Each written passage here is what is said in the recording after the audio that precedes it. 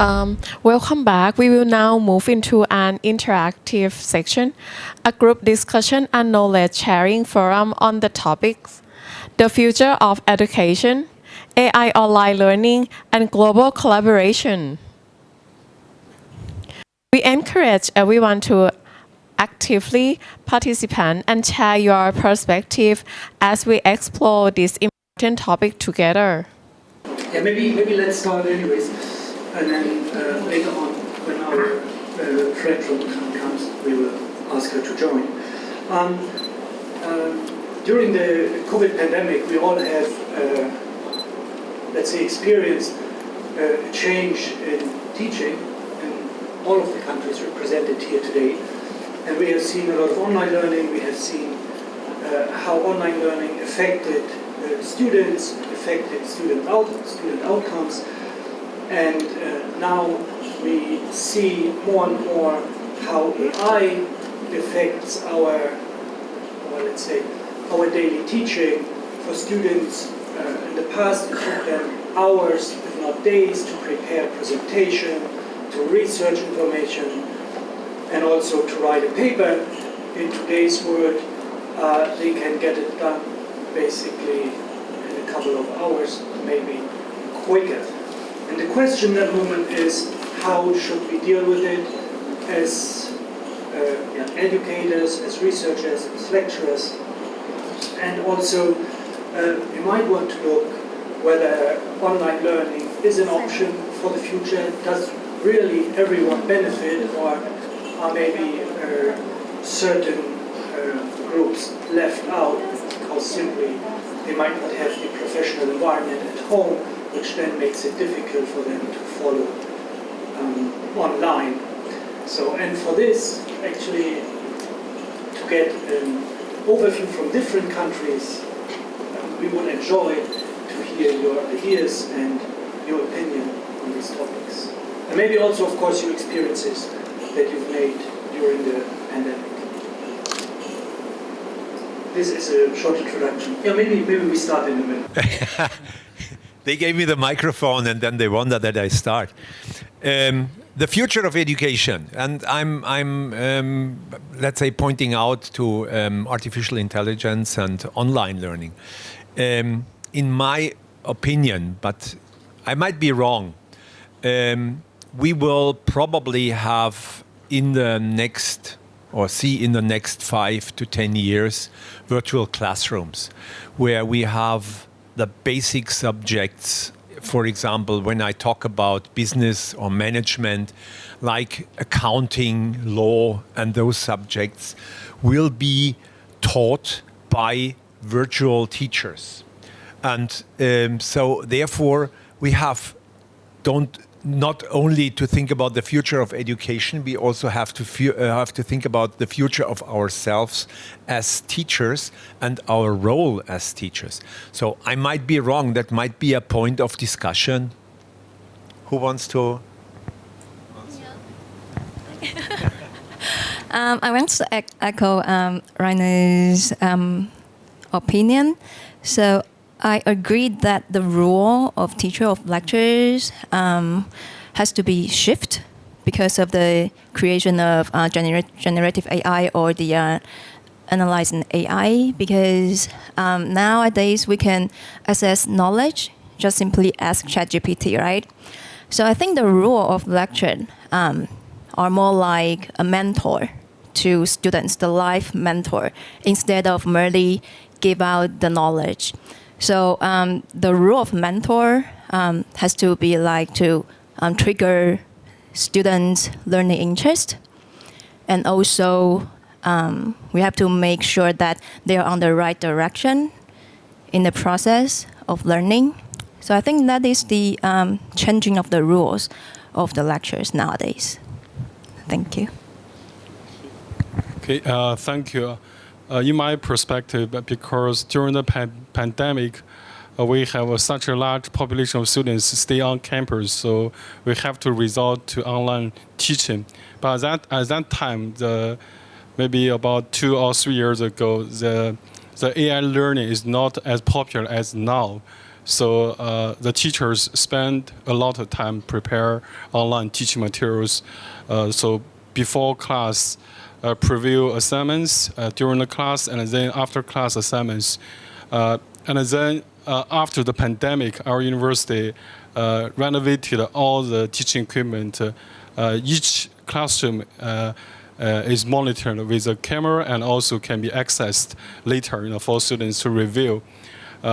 So it provides students with more opportunities, but at the same time exert a huge pressure on teachers because it transforms their way of teaching. It used to be lecture-based, but now it's student-centered. So they spend a lot of time prepare materials beforehand and also interact with students even after class for the online sessions. I think there are also some downsides, because some students are relying very heavily on AI technology to help their homework, So it may cause the problems of plagiarism in terms of their thesis writing. So we encourage students to use AI, but they need to improve their skills about how to ask proper questions and also how to reduce the similarities of their papers. Otherwise, they cannot pass the checking system to graduate. So it's a new challenge for students as well. But anyway, in our university, we offer AI courses to students to help them how to use AI technology proactively to serve their learning process as well as achieving better learning outcome. Thank you. Thank you. Thank you for having this panel discussion. I think it's interesting to capture the global sense of future education or education in the future. I'm the person from a developing country. Is that we have much more is that to talk about the future of education. Especially when we are talking about the AI, online learning, and such, are coming today. I think it's very hard for countries today, especially for Laos in particular. Universities are supposed to be ready for challenges for whatever difficulty, shortcoming. For example, here in Thailand, after COVID-19 pandemic, we are seeing that university have not done enough, especially now AI is coming, and AI is becoming the headline. Is that not only for education sector, but for all sectors, for human life. I just want to mention a bit about the experience we had during the COVID-19 pandemic. When students and lecturers, professors could not coming to the classes, I think we had only one option. There's online learning, online teaching, whatever, everything works about online. But at the time is that we were not ready for such a pandemic, and a problem is that we were facing.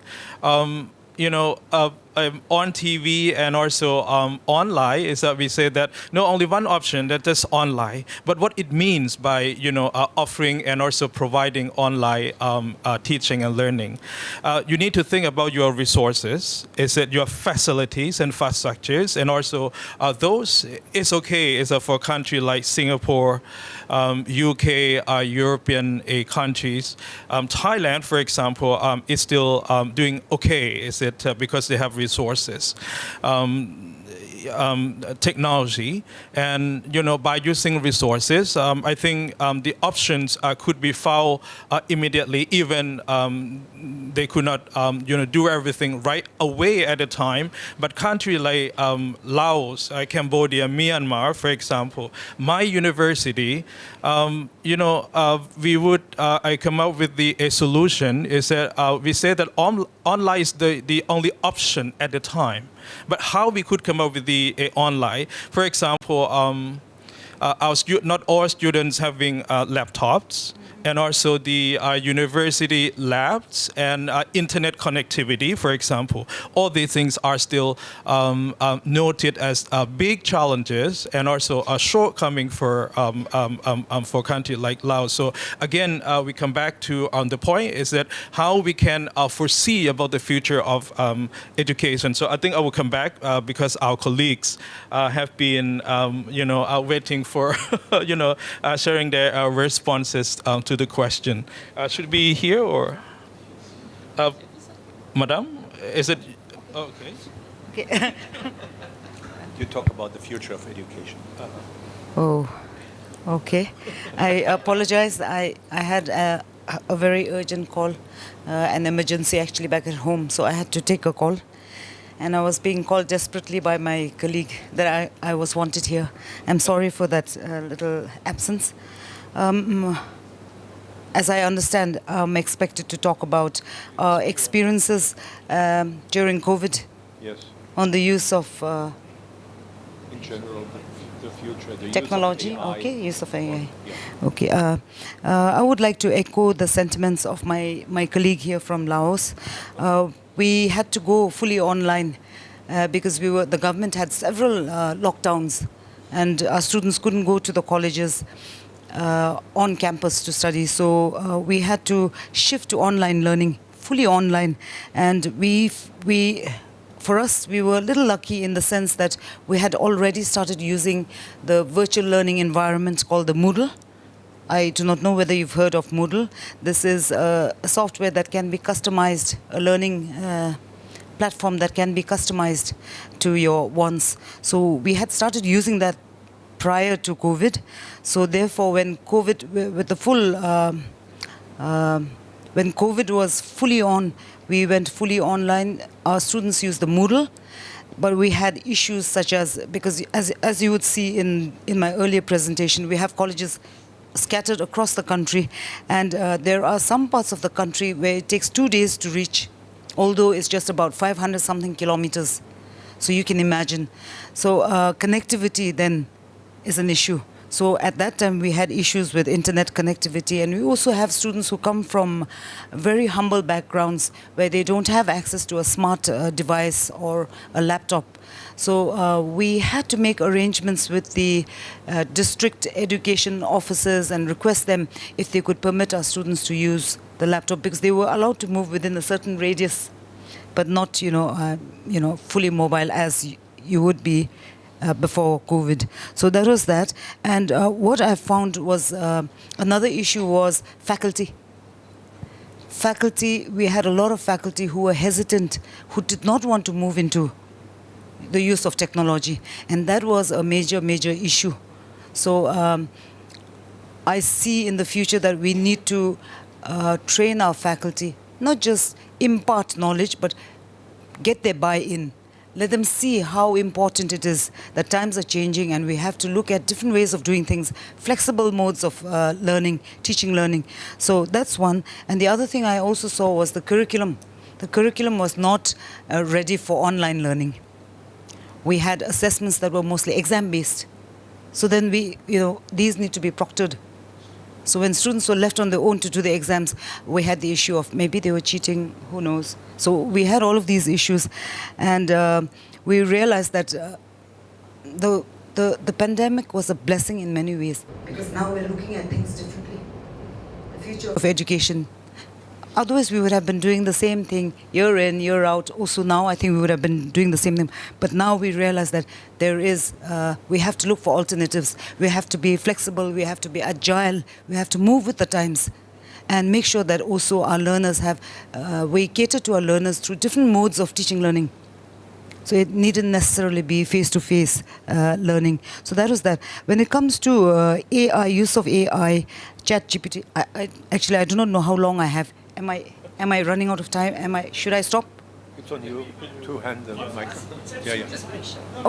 Okay. So when it comes to AI, ChatGPT is a common is the buzzword now in higher education, in school education, in any industry, and any form of work. So what we realize is that you cannot stop it. You cannot stop it.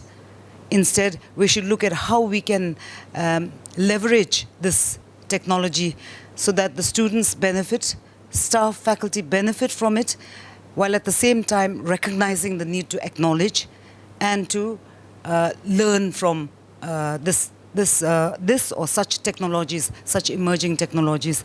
So that's all I have for the moment, and I am supposed to pass it to... Thank you very much. Opened by a very challenging question, actually, by a professor from Germany about the future of education by the presence of AI. But let me start by telling about the journey of our university dealing with the online and also AI, the presence. Yes, I think the problem we faced was similar to Bhutan and also Laos, as we are also developing countries that when the COVID-19 outbreak came, it was a kind of shocking things that we have to adapt with the new mode of learning system that is online one. We prepared all of the things and then we adapt to the things. Of course, it was not that easy to turn from the offline one with the very comfortable things and then directly we have to turn into the online one. But fortunately, the system of our university really supports the lecturers and also teachers to have that condition. And then at that time, our university then directly create a spatial LMS, learning management system, where by this LMS, the students also, the lecturers can also use the technology easily, where the teachers can, from the very first week of the semester, can put all of the materials in the LMS, and also the students can also directly access all of the LMS. When the classes begins, then the class can also be held in that LMS. And up to now, the LMS is still used. And our university really was really adaptive with the situation where in 2020 to 2021 it was fully online, and then during with the pandemic over, the online class was still held in our university, but the university has a policy that the classes can be held 50%, and right now it is 30%. Means that the lecturers can still have online class maximum 30%. Of course, it is very beneficial for us as the lecturers, especially the lecturers who are moving around. That is doesn't have much time to be in the campus meeting the students offline. Of course, it is very beneficial. That is why then this policy really also give the lecturers benefits. And in the recent year, 1 year, the AI comes, and then some of us are afraid about the future of education. What about us? Are we going to be substituted by the AI? This is the biggest question from all of the lectures. But in my opinion, I don't think that we are going to be substituted by the AI, because we are still needed. Believe that we are still needed by the students. In my situation, in Indonesian situation, that we can say that the students are not really independent to work with the technology by themselves. They still need the lecturers to guide, to supervise, to guide, also to teach them. That is why then by coming the presence of the AI, our university supports this, adapt to this situation, that the university provides the courses how to use the AI effectively to support the learning, teaching and learning process. And right now, the students are, of course, I do agree that we can avoid the presence of the AI. We cannot, stop the students to use those AI, because it is the technology. We have to adapt to this technology. That is why then the university then makes a kind of policy that, okay, the study program should also give very specific information about the use of AI to support the teaching and learning process. And of course, it is now easy for the students to write everything yeah, by AI. But the lecturers should also be smarter from the students. That is why then to check the students' writing, for example, we have also the technology to use it. That is why then later, in the previous time, we check the students' work by Grammarly or by Turnitin. That was only about the plagiarism, but right now the Turnitin itself has AI as well. That is why then we are still smarter than the students. That is why then we are still very confident that the technology will not substitute us 100%. We are still needed by the students. That is my opinion. In my opinion, well, during the pandemic, so we had very challenging of like changing just immediately, and again, like those teachers also they more familiar with in-person teaching than understand technology. So what we do that we have to have like a quick training for teachers, professor to learn how to use online platform like Microsoft Teams, Google Meets, or Zoom. Yes, that's right. And also we now are also using Moodles for the teacher training program, so for online teaching. So yeah, so that is challenging, but students in the new generation, they're more comfortable and they enjoy using those online platforms. For me, I think the AI professor avatar would be good. In the future, will be more in the university or school. But for me, at the same time, the avatar professor might not be able to replace a real professor for example, mentorship or giving opinion, emotional, something like that. Yeah. So this is my opinion. Thank you. Thank you very much for the statement. Do we have anyone in the audience who would like to comment on it? Maybe also from our side, because I personally think it's highly interesting to see the different developments actually during that time in the different countries. While in Germany, I think you had another rather easy life. Not right, because We always have easy life. yeah, but the technology was there, right? Most of the kids had enough space, so when you studied, so it was rather easy. But in countries here in Thailand, we probably experienced the same. Students had to join an online meeting with the university, and they were surrounded by their brothers, their sisters, so there was limited space at home. And then the question is, how long can they really focus to look into a little screen, right? So, and that is something, I guess, all of us here have experienced that. And I guess that was, it's more difficult to deal with this kind of situation in a developing country than it is in a developed country where the technology is there, where the space is there, and so on. Does anyone want to comment on that?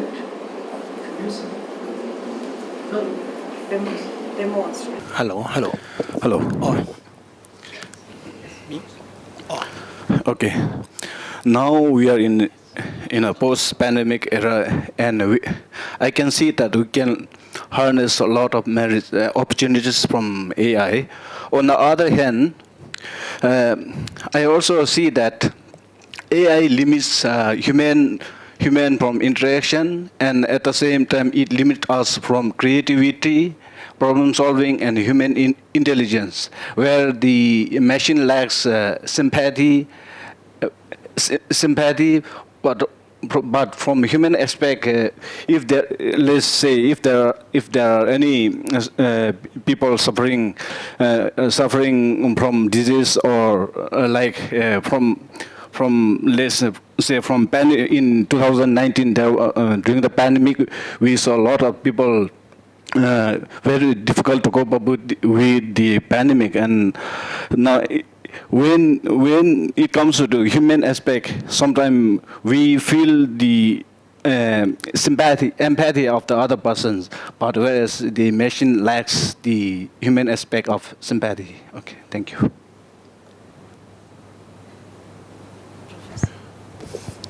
Okay, probably like I would like to like later than like share from my experience about what is changing behavior of the student after like the pandemic of the COVID, passing AI and passing online classes. Something that I found out from my experience, like students, they pay less attention in class. Something that they believe is that online is got everything for them, especially for the YouTube and all like the material that is available online. And even like the hard subject, they still not realize that if they not pass it, it's gonna make them stuck in the middle. Probably they're not gonna complete the degree, but they still believe that YouTube and online get everything. Something that is happened to my case. I'm teach them like it's not really difficult subject, but still hard in some certain levels. They not pay a lot of attention in my class, and it can make result in the exam. They come up into me and stand up that something that you tell them in the exam and they're learning from YouTube is not matching. It's something like they learn from something else and they apply to use in my class, and they believe that's something that they learn, and probably that's something that I teach. Probably like is kind of like they have to measure that's like, do they believe in YouTube that have something like people like pushing lunch, like heavy punch on the like a lot, or just only me standing on the something that I believe that you need to learn this and that, and probably I make them a shortcut because something that provide them into a YouTube probably like it make a long story to make sure that it make them stand long enough until it can just like come into AI that this script is important and go up to the top one. And they apply to my class and my exam is come up to something that this is not something that I teach you guys. And something that they debate back me. Something that they come up with the calculations, with the apply into the theories, something in the YouTube is not something that I teach them. That's just happened into my class, something that they believe. And yeah, that is probably like change their behaviors and belief and trusting, because like we standing and we teach them, but a punches of thousands of like into that script make student wedges that which is more like trusting from the academic or probably like the material that they can judge things. Yes. Yeah. Thank you so much. I think this is or chips into the arguments what we said, that we will have probably more avatars, more online learning, but teaching from, let's say, the best. There might be 4 or 5 different lectures in accounting all over the world, and that might be the best professors. If they are from Harvard or from somewhere else, no matters. So the students probably rely more on that online teaching, but we, let's say, in addition, have to be there as tutors, as mentors, to get them, let's say, apply the knowledge, what they learned, into practical solutions. So that's how I see it. And if it is YouTube or it is a approved channel, they can choose from 3, 4, 5, probably different, what they understand more. Not every book is readable. We all know that we have some textbooks, we fall asleep immediately, and the same subject in another textbook is really interesting for us. It might be the same also with online teaching and with avatars in the future. Thank you. The question in that moment is actually also, because we discussed it, it might be rather difficult later on to replace us, and that we are still needed. But the question is, can AI not be far more accurate to identify the weaknesses of every student individually than an Ajahn, a professor, or even a teacher at a school could ever make it? Because here, we, via AI, by an AI-generated test, the students can really directly analyze their weaknesses. And then based on their weaknesses, AI can suggest them how to improve the weaknesses, which is rather difficult when you have 20, 30, 40 plus students in class to do the same thing, right? Because this individual improvement potential or improvement seeking is rather difficult. Or would you agree on that? Oh no, you did just talk. It's on. I think it works. Thank you. So that was a question. Okay, okay, so while we might be able to train AI to actually look into the issues that students have and get them to address these issues, I think it goes to the heart or the core of education, where we talk about individual differences. So I think that this is going to be a mammoth task, especially when you are looking at 40 students in a classroom, 40 into how many classes in a particular university. So it could be quite difficult. And personally, I think that it alienates the students when you actually go more and more into online learning. And as we all know, or as I've heard from, we had an innovation forum in June in Paro, in my country, to discuss the Gelufo Mindfulness City, which is something that our king is, a project that our king is pursuing, and the whole country will be pursuing too. There were a lot of discussions on AI, online learning, use of technology, leveraging technology. While I agree completely with all of that, I think that AI, it would be very difficult to train AI to take care of each and every individual needs. And I know that humans also will find it very difficult to take care of each and every individual student's needs. But we can be there, and some of the needs can be fulfilled by just being there for them, by listening to them, by showing the empathy that Pemodoji raised earlier. So more and more we are talking about the well-being of students, and I think this is going to actually impact the well-being of students. Yeah. Yes. Yes.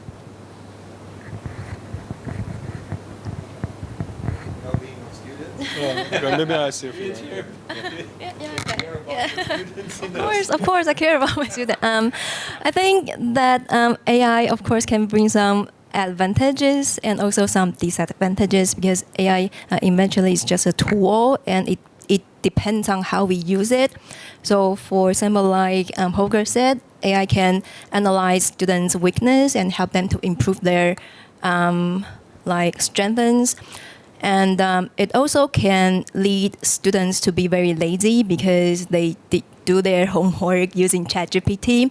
But I personally won't stop my student using ChatGPT. No, yeah, because if you use it well, it can be very useful, very helpful, and it can be very efficiently. But I did once receive a thesis from my student, and she wrote a lot of pages with a lot of context and a lot of citations, but none of these citations are real. Yeah, it looks like very, very real. Like she has this long list of reference list, and the reference has the author's name, the journal title, the article title, the volume number, the page number, but you just can't find it on the internet.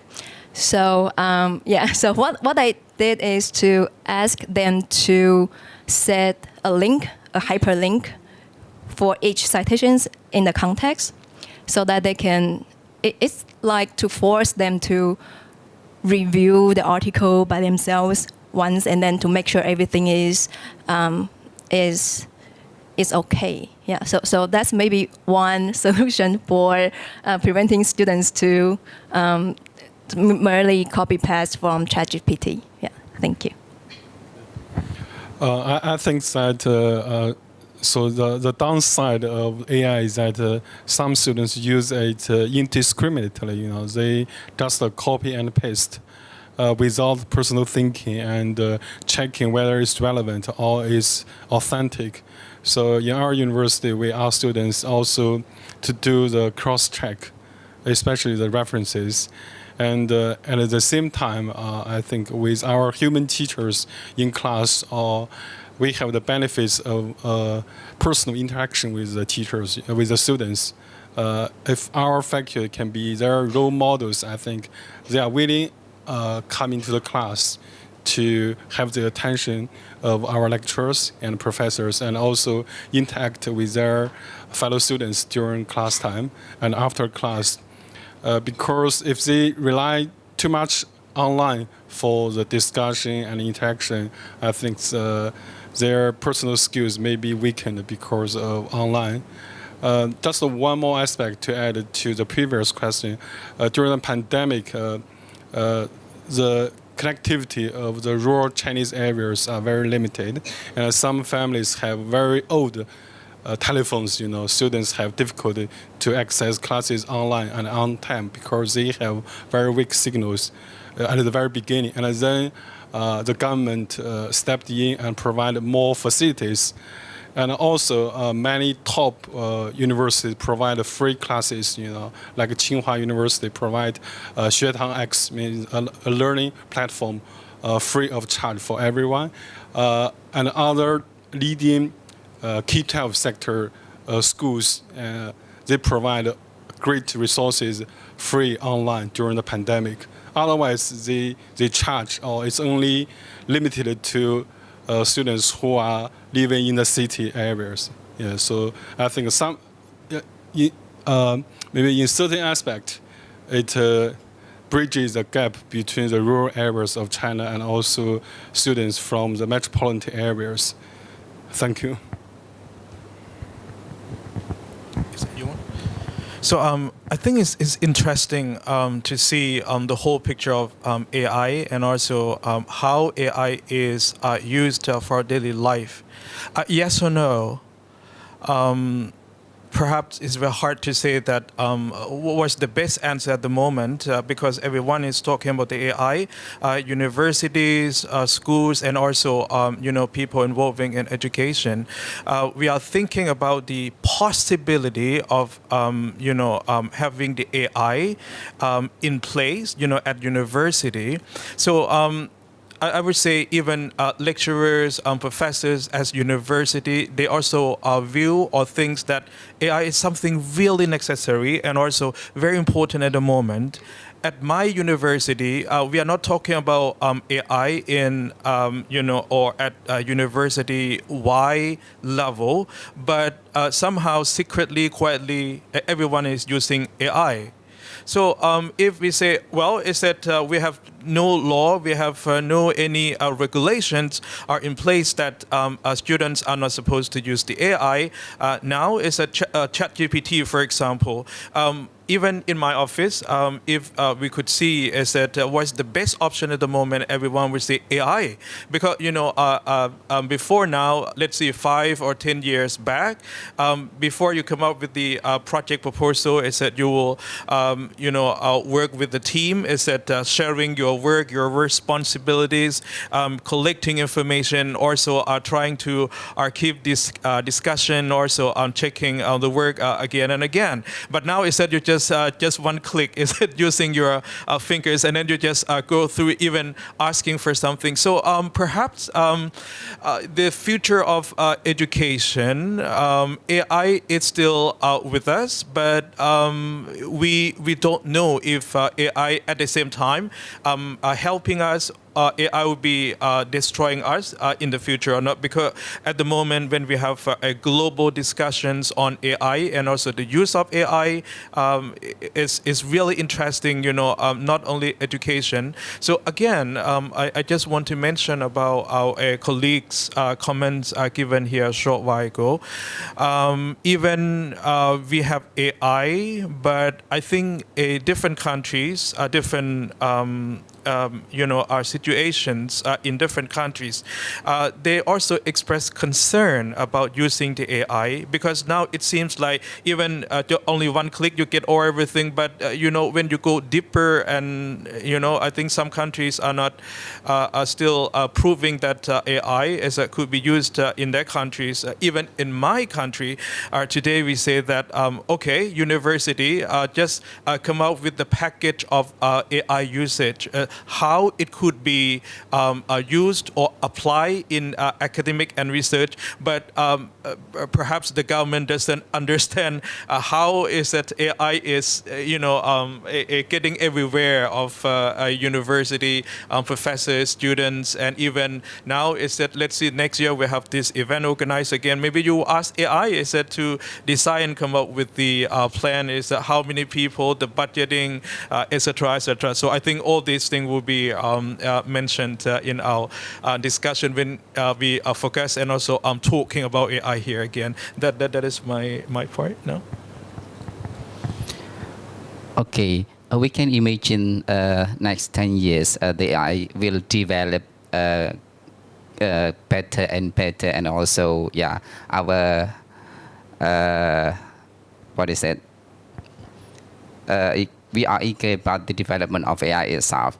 And of course, right now, the biggest challenge is that on me, actually, on us as the teacher and also the lecturers, how we should be more familiar on AI itself from the students.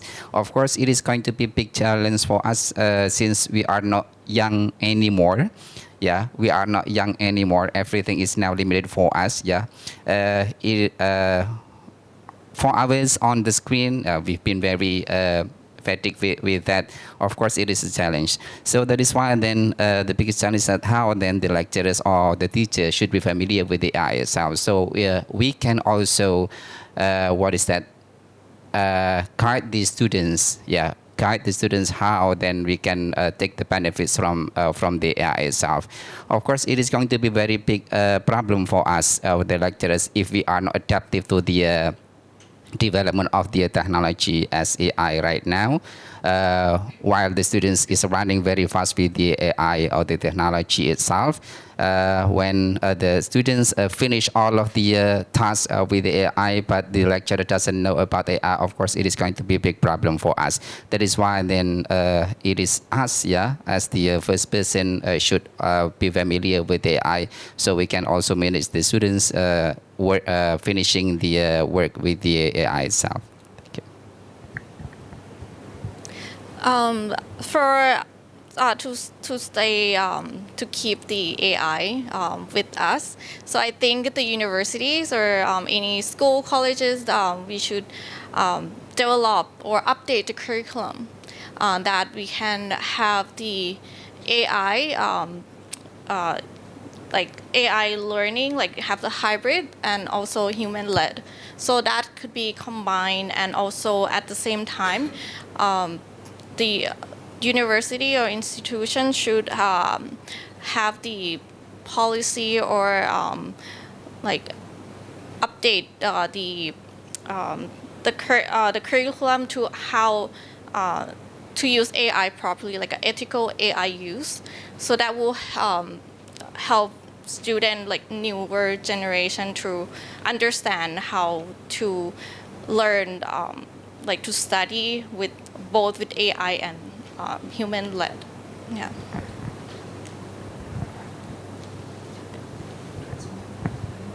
No, I don't want to add something.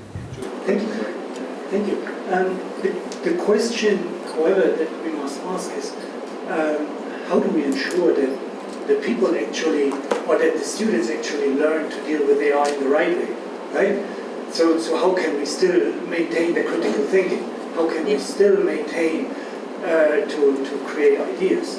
So maybe for everyone here, a final statement on this idea. Yes, that is the core subject, and I don't agree that the AI will substitute us teachers. So, and we need empathy, that's right, but the AI can help us teachers also to be more creative, because sometimes you put something into ChatGPT and they say, oh my God, I didn't think about that. So it can make, or in my opinion, the AI can be used by us teachers to make our teaching, as long as we have to teach, more, let's say, or is the source for a better quality. I think for that part is that because as teachers, I think we need to tell students how to use the technology ethically and efficiently, especially not directly copy and pasting. Otherwise, it will be a disaster. Students will lose their independent thinking skills and also weaken their communication skills. Okay, thank you. I think because generative AI like ChatGPT, how does it work is that it gives the answer based on its database or based on the data it's searched on the internet. But as we all know, there are a lot of misinformation and fake news on the internet. So the answer ChatGPT gave to you isn't necessarily correct. So I think the students nowadays have to have this ability to, like, how does it called, the media literacy, to have critical thinking and to have the spirit to challenge every opinion or something like that. And they have to learn to see each topic from different perspectives. Yeah, so I think that is a very important ability for students nowadays. Thank you. Thank you. I agree with all three.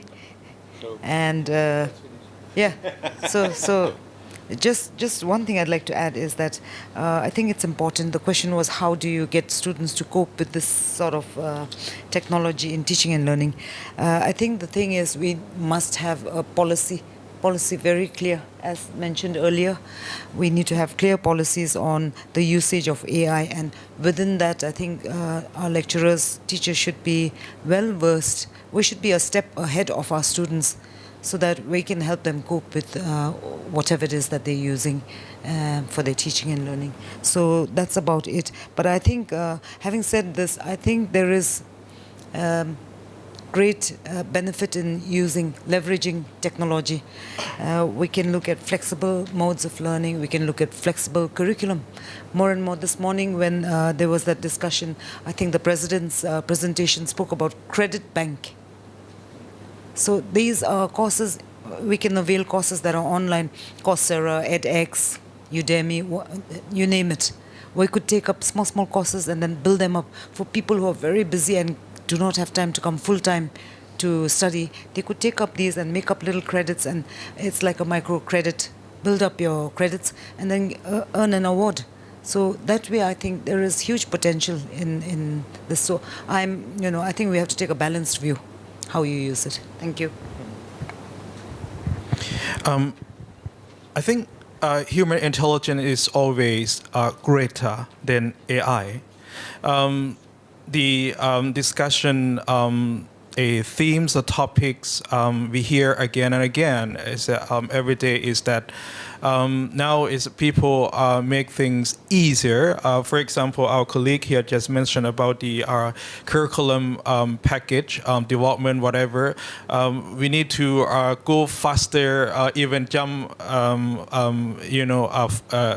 further than AI.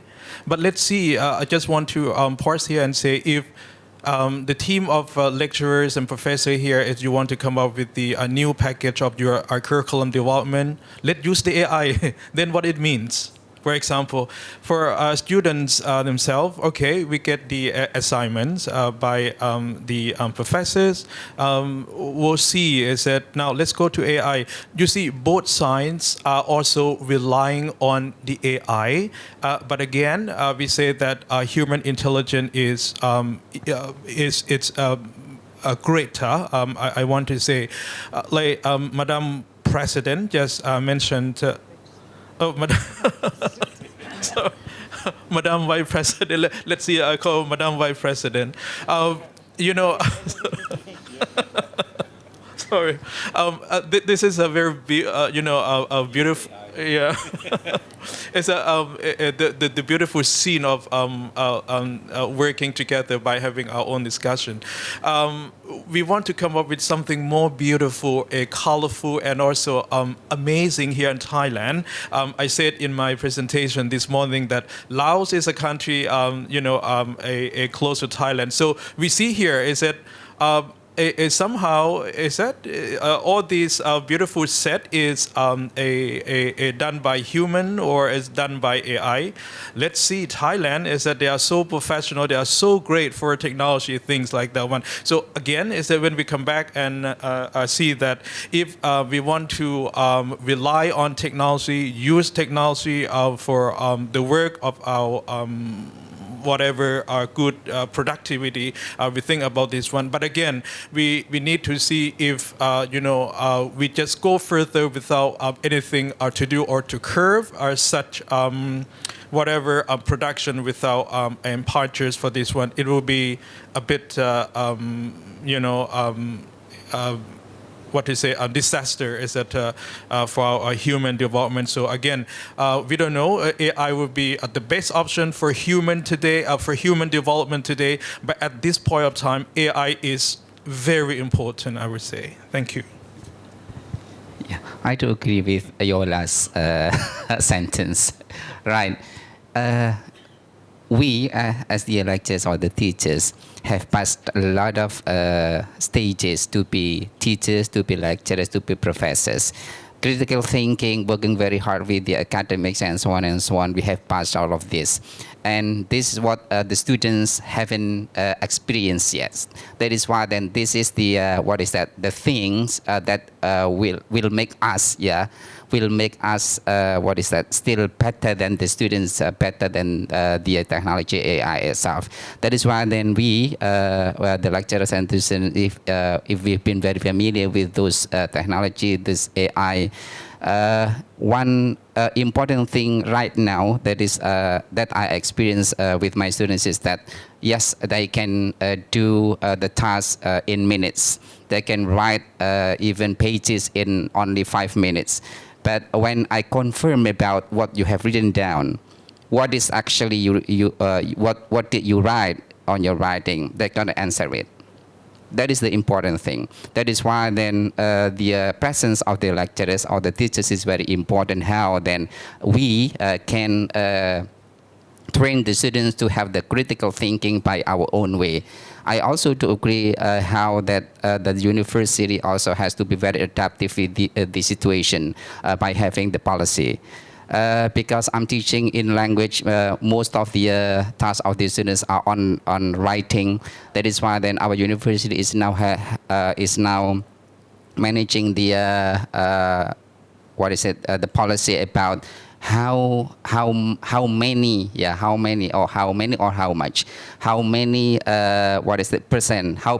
percentage of the AI similarity. Previously, as I mentioned before, that we were only talking about the plagiarism by the Turnitin, that my university itself has a policy that the maximum is 20% of the whole one, and right now it is plus AI. The AI itself is maximum 20%. Of course, this policy is also very important for us, for the students as well, to make the AI beneficial for us, the lecturers and also the students. Yes, I agree with all the professor here, and yes. So I think the best way is to educate students about the policies, how to use them, and anyway we cannot avoid using AI because, for example, like his shirt here, the pattern created by a human. So all the database that created by AI is from the human. So that's how, and also students still need to prepare for the job related about AI in the future. There will be more jobs that related to AI. So that should be part of the curriculum and educate students for the policy. Yeah. Thank you. Thank you very much. Thank you very much for all your contributions and for sharing your ideas on this topic. I guess we will see in the future how it will go, and the development is just extreme. It's very, very